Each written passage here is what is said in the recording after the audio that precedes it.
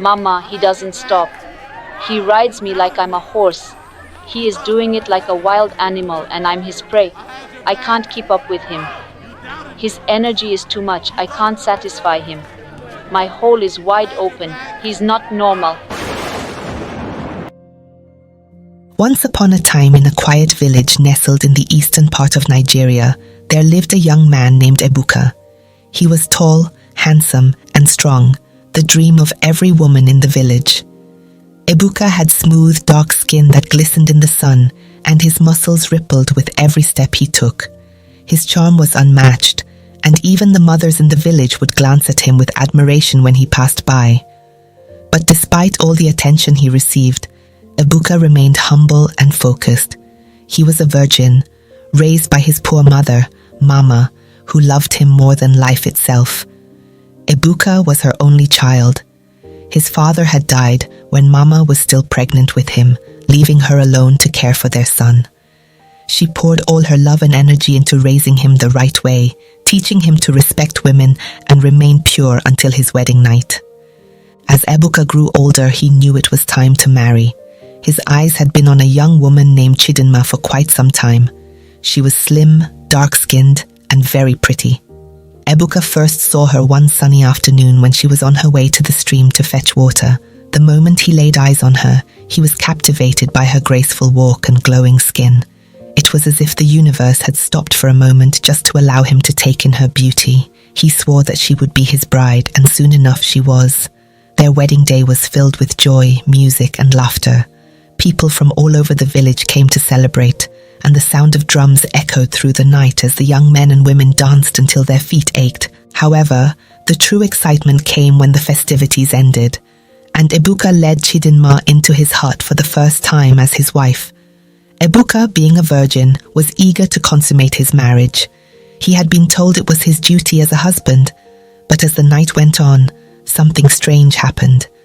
Just a few minutes into the night, Chidinma screamed and bolted out of the hut, her face pale and her body shaking. "Mama, Mama, he wants to kill me," she cried out, her voice echoing through the village. Ebuka, confused and alarmed, rushed after her, holding his groin area as if in pain. Hearing her daughter-in-law scream, Mama rushed out of her own hut, her face marked with confusion. "Chidinma, what is it?" she asked, her voice shaking with worry. Chidinma, panting and out of breath, stammered, Mama, he doesn't stop. He rides me like I'm a horse. He is doing it like a wild animal and I'm his prey. I can't keep up with him. His energy is too much. I can't satisfy him. My hole is wide open. He's not normal. Ebuka stood there, his face flushed with embarrassment as Chidinma threatened to go back to her father's house. Mama, still in shock, pleaded with her, assuring her that everything would be fine and that Ebuka was just inexperienced. She promised that things would get better with time. Reluctantly, Chidinma agreed to stay. However, things did not get better. Each time Ebuka and Chidinma tried to be together, the same thing happened. Ebuka would never stop, and Chidinma was always left in pain. It didn't take long before she couldn't take it anymore. One morning, she packed her bags and went back to her father's house, leaving Ebuka heartbroken. The news spread like wildfire across the village. Some of the women pitied Chidinma, but most thought she was foolish for leaving a man like Ebuka. They whispered behind her back, saying she wasn't strong enough to handle him. Some of the young women in the village even joked that they could handle Ebuka better than Chidinma. One of these women was Neka, a tall, bold and beautiful girl who had always admired Ebuka from afar. She saw Chidinma's departure as her golden opportunity. She made it her mission to win Ebuka's heart and show him that she could give him exactly what he wanted. Neka flirted with him at every chance she got, throwing herself at him whenever they crossed paths. Eventually, Ebuka noticed her, and it wasn't long before he married Neka. On their wedding night, the same thing happened. Neka, who had entered the marriage with confidence and excitement, soon found herself screaming and running out of the hut. "I can't bear the heat," she shouted, her face flushed with fear. "He's not normal, he never gets tired." Neka didn't even wait until morning. She packed her bags that night and went straight back to her father's house. Mama was terrified. She couldn't understand what was wrong with her son. She had raised him well, taught him to be a good man, but now it seemed no woman could stay with him. In desperation, she took Ebuka to a local herbalist, hoping he would have answers. The herbalist examined Ebuka carefully, shaking his head. After a few moments, he gave them some herbs and assured them that everything was fine and that Ebuka was perfectly healthy. Mama and Ebuka left the herbalist feeling relieved, but deep down, Mama wasn't convinced. Meanwhile, rumors about Ebuka's marriage troubles spread like wildfire through the village. The women who had once admired him now saw him as a challenge. They whispered that maybe Chidinma was too slim for Ebuka or that Neka was too big. Some believed they knew better and would be able to handle him. Soon, Ebuka found himself surrounded by women, all eager to try their luck. At first he resisted, but eventually he saw it as an opportunity to find the perfect match. He continued taking the herbs the herbalist had given him, thinking they would help. Within a few weeks, Ebuka had been with nearly all the women in the village, but each time the same thing happened. No woman could handle him, and one by one they all left, some in tears, others in fear. The village finally reached a conclusion. Something was wrong with Ebuka. Some whispered that he was cursed. The men in the village believed that Ebuka wasn't normal and kept their distance from him. Ebuka, once the village hero, was now a lonely outcast. One day, Mama could no longer bear the shame and sorrow. She decided to take Ebuka to a powerful native doctor in a neighboring village. The man, known as Baba, was feared and respected by all who knew him. People believed he had the power to see beyond the physical and into the spirit world. When Ebuka and Mama arrived at Baba's shrine, they were greeted by the smell of incense and the distant sound of drumming. Baba, an old man with a long white beard, sat in front of a fire, staring into the flames. After listening to their story, Baba let out a deep laugh and said, "You cannot rob the gods." His voice was deep and filled with mystery. Mama was confused. "What do you mean, wise one?" she asked, her voice trembling. Baba turned to Mama and said, "Do you remember the promise you made to the gods when you were seeking for a child?" Mama's heart skipped a beat. She had forgotten. Years ago, before Ebuka was born, she and her husband had been childless for many years. Desperate for a child, they went to the deity and begged for a son. The priest of the shrine had promised them that they would have a son, but on one condition: they must sacrifice 3 cows to the deity after the child was born. But before Mama could fulfill the promise, her husband died. She had been left alone and poor, and the promise had been forgotten. Baba looked at Mama and said, "The deity is angry. Ebuka is cursed because you did not fulfill your promise. If you do not act soon, the gods will take his life." Mama's hands flew to her mouth.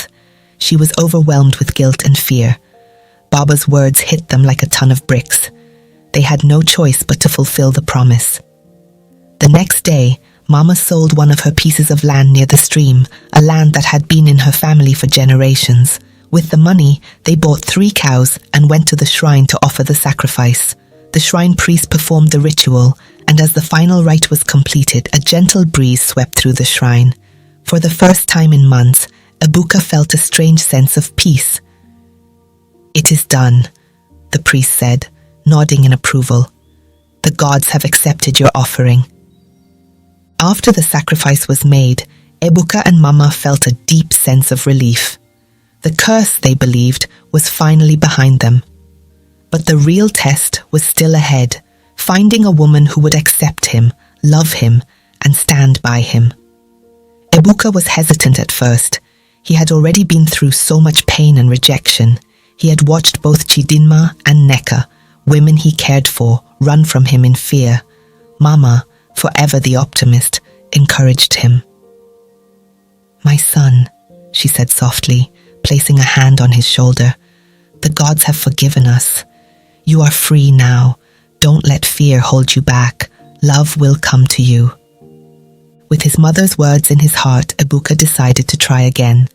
He went back to Chidinma and Neka, hoping to mend what had been broken.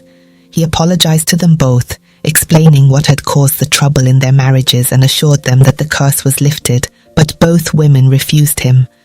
They had already moved on from the fear and trauma they had experienced. and were not willing to risk going through it again. Ebuka was crushed but understood. They deserved peace, and he wished them well. Finding a wife in his own village now seemed impossible.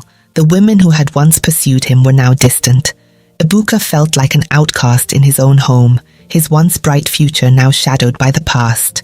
Determined not to give up, Ebuka decided to search for love outside his village. He traveled to a neighboring village, hoping to begin anew without the weight of the rumors. It was in this new village that he met Afoma. Afoma was different from any woman Ebuka had ever known. She was strong-willed, with a sharp mind and a kind heart. Her beauty was undeniable. Her skin was dark and smooth like polished ebony, and her eyes sparkled with confidence and intelligence. But what truly drew Ebuka to her was her spirit. She was brave, not one to be easily swayed by gossip or hearsay. When Ebuka first approached her, he was nervous. He had heard that the rumors about his past had reached this new village as well, and he feared that Afoma would turn him away before he even had a chance to explain himself. But to his surprise, Afoma did not care about the stories. "I've heard the rumors," she said, her eyes meeting his directly. "But I don't live by what others say. I'd rather see the truth for myself." Her words were like a balm to Ebuka's wounded heart. For the first time in what felt like forever, he felt hope. Over the following weeks, Ebuka and Afoma spent time getting to know each other. Afoma listened patiently as Ebuka told her about the curse, the sacrifice, and all that he had endured. She did not flinch. In fact, her respect for him grew as she realized how much he had suffered in silence, carrying the weight of a promise that wasn't even his own. She admired his courage, his perseverance, and the love he had for his mother. When Ebuka finally asked Afoma to be his wife, she smiled and said yes. Their wedding was smaller than his previous ones, but it was filled with joy and love. Mama, seeing the happiness in her son's eyes, wiped away tears of joy. For the first time in years, she felt that everything was truly going to be all right. As the night fell and the guests began to leave, Ebuka and Afoma entered their hut for the first time as husband and wife. Ebuka's heart raced. This was the moment he had feared for so long, the moment where everything had always gone wrong in the past. He was afraid that the curse might still linger, despite the sacrifices. He looked at Afoma, who smiled back at him with reassuring eyes. "Don't be afraid," she whispered, sensing his hesitation. The night went by peacefully. For the first time, Ebuka felt what true love and connection could be like. Afoma did not scream when he entered her, did not run away, and did not fear him. Instead, she embraced him and they both found joy in each other. Ebuka had never felt such relief, such happiness. The curse had truly been lifted and Ebuka was finally free. Word spread quickly that Ebuka had found a wife who stayed. The women in his old village were in shock. How could Afoma, after hearing all the rumors, survive a night with Ebuka? Many of them whispered that she must have some secret, some special power that allowed her to do what no other woman could. The village women, once eager to have Ebuka for themselves, were now filled with curiosity and jealousy. They gathered around Afoma whenever she visited the market, asking her questions and trying to figure out what had happened. Afoma would only smile and say, "Love is not a competition. I accepted him for who he is, and he accepted me. That's all." Her words left the women speechless. They realized then that it wasn't about who could handle Ebuka, but about finding someone who truly loved him for who he was. Ebuka and Afoma became an example of love and patience in the village. Over time, the rumors about Ebuka faded, replaced by stories of his happy marriage. Together, Ebuka and Afoma had several children, each one bringing more joy into their home. Ebuka, once the lonely outcast, was now a proud father, a loving husband, and a respected man in the village. Mama remained grateful for the rest of her life. Every morning she would wake up and thank the gods for sparing her son. She never forgot the promise they had broken, and she often told the story to her grandchildren, reminding them that a promise to the gods should never be taken lightly. As she grew older, Mama watched her son's family grow, her heart swelling with pride. Ebuka had become everything she had ever dreamed he would be, a good man, a faithful husband, and a loving father. And though her journey with the gods had been filled with pain and loss, she was grateful they had shown mercy in the end. The story of Ebuka and Afoma spread far and wide, becoming a legend of sorts. It was a tale of love, redemption, and the importance of keeping promises. Ebuka, once an object of fear and pity, had become a symbol of resilience. Through it all, he had never given up hope, and in the end, he was rewarded with the love he had always sought. As years went by, the village grew, and so did Ebuka's family. His children learned the craft of carpentry from him, just as he had learned from his mother how to persevere through life's challenges. Afoma became a beloved figure in the village, known for her wisdom and kindness, much like Mama before her. Together, they built a life that was full of joy, laughter, and fulfillment, proving that even the darkest times could lead to light. Ebuka's story became a lesson for everyone around, one about patience, courage, and the belief that love, when pure and true, can overcome any obstacle. It showed that sometimes the greatest battles were not with external forces but with the burdens we carry within ourselves, and in the end, the power to overcome them lay not in fighting alone, but in finding the right person to stand by your side.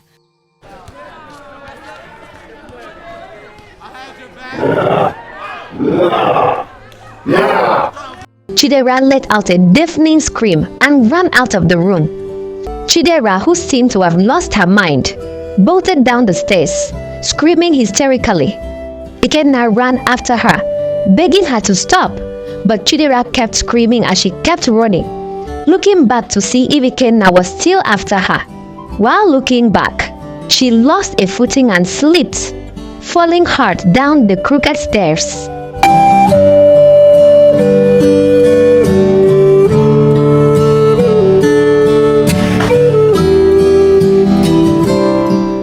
Once upon a time, there lived a very handsome prince named Ikenna. Prince Ikenna was every woman's dream. He was extremely rich, powerful, and very handsome. His mother, Queen Adaku, adored him with everything she had. King Ikenga had passed away 2 years ago, so Queen Adaku was ruling as regent. Prince Ikenna, who was the heir to the throne, could not ascend the throne until he got married. It was until he was married that he was fit to ascend the throne of his fathers. Despite his good looks and perfect life, Prince Ikenna could not keep a woman. In fact, Prince Ikenna has been married 7 times, but all of them left on their wedding night. But they never said why. They all left quietly and disappeared. After several failed attempts to find a wife, Queen Adaku took it upon herself to choose a wife who would love her son for who he is. That was when she remembered Chidera, her friend's daughter who just returned from the United States. She was childhood friends with Prince Ikenna, and she remembered how Chidera used to adore Prince Ikenna when they were teenagers. And so, she decided that she was the perfect fit. Queen Adaku invited Chidera and told her of her plans to get them married. Chidera was so happy. She loved Ikenna, but he had never approached her on love matters. Finally, her dreams would finally come to pass. Chidera was slim, tall, and very beautiful. She had a bright brown eyes that glimmered when she smiled. She had always loved Prince Ikenna, and now she can finally become his wife. The grand wedding ceremony finally came. It was filled with joy, laughter, and happiness. People from all walks of life came to celebrate, and soon the day was over. Prince Ikenna and Chidera retired to their room. Chidera couldn't wait to make love to Ikenna. It was a night she had dreamt of all her life. She took a shower and put on her intoxicating perfume. She climbed slowly to the bed, her hand running slowly on Prince Ikenna's body. But to her greatest surprise, Prince Ikenna told her to sleep. Chidera was confused. She tried to seduce Ikenna but received a strict warning to stop. Chidera felt so bad and disappointed. She was a beautiful woman and didn't understand why the prince was rejecting her. Chidera couldn't sleep. She watched as Ikenna slept, looking as handsome as ever. Chidera couldn't hold herself. She could not hold her urge to have him.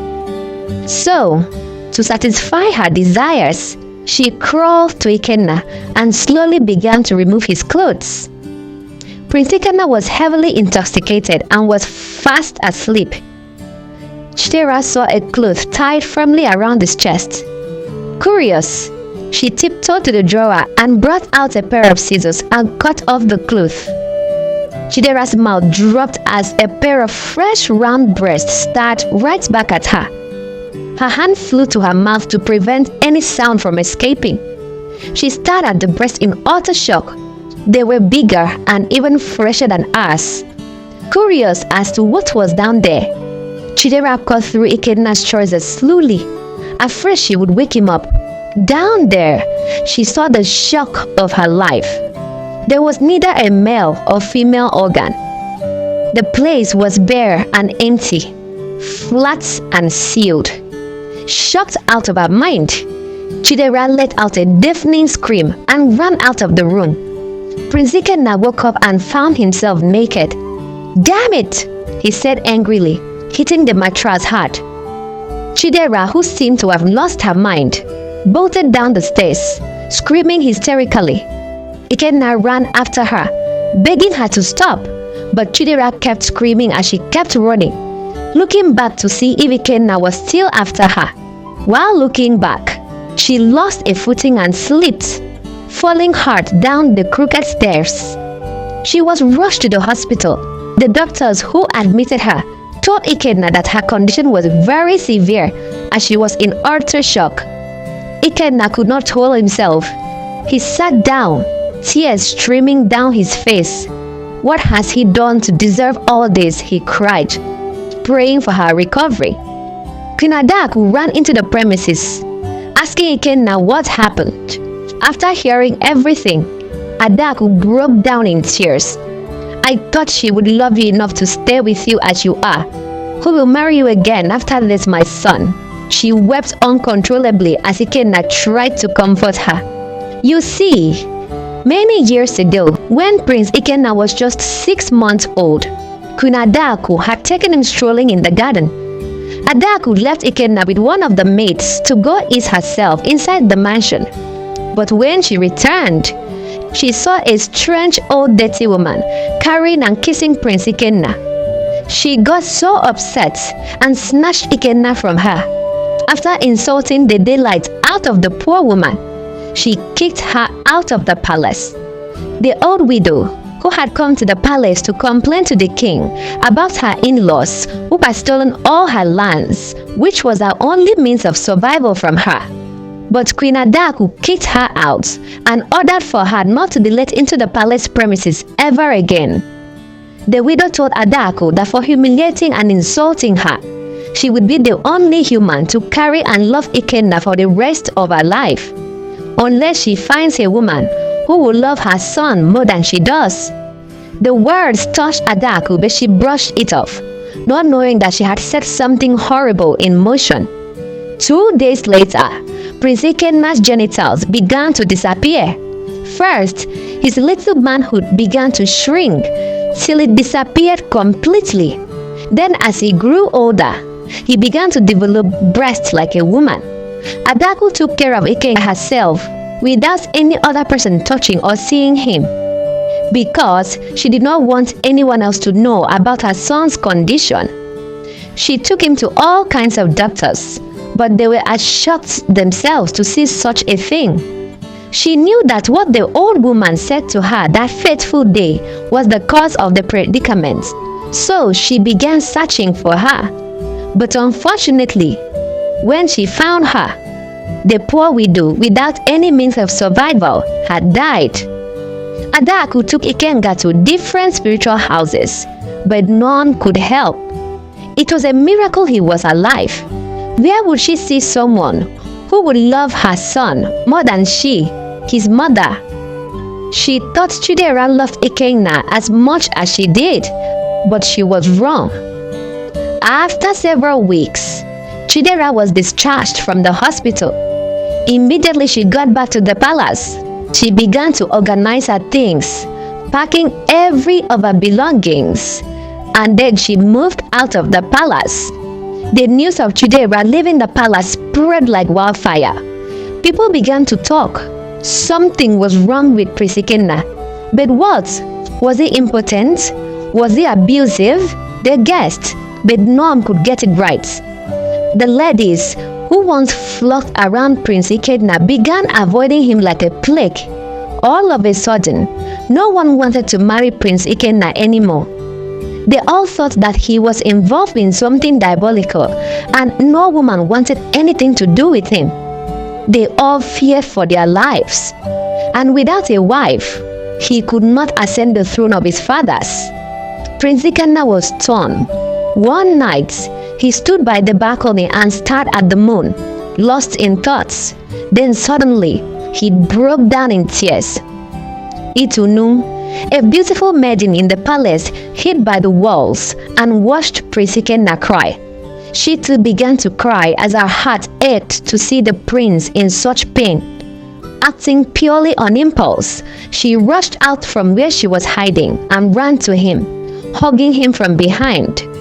Prince Ikenna, thinking it was his mother, held her hands and cried bitterly. Soon, after crying his heart out, he felt better and turned to thank his mother for her companion. But he was shocked to see Itunu. Itunu sank to her knees and pleaded for forgiveness for her audacity. The prince was dumbfounded. Itunu stood up to leave, but Prince Ikenna told her to just stand there with him. The hug was soothing and comforting, and now he did not know what his heart was keeping. They stood there together in silence, but Prince Ikenna felt this overwhelming peace with Itunu just standing there beside him. After that night, Prince Ikenna would call Itunu to the balcony every day, and soon they began to talk and laugh together like old friends. And before Prince Ikenna realized it, he couldn't go a day without talking to Itunu. But what Prince Ikenna didn't know is that Itunu has been in love with him since she was 16 years old. You see, Itunu was born inside the palace, and she had served in the palace all her life. Itunu knew that the prince was out of her league, so she was satisfied just seeing him every day. Soon, Prince Ikenna realized that for the first time in his life, he was in love. He told his mother about his intentions to marry Itunu, but the queen forbade it.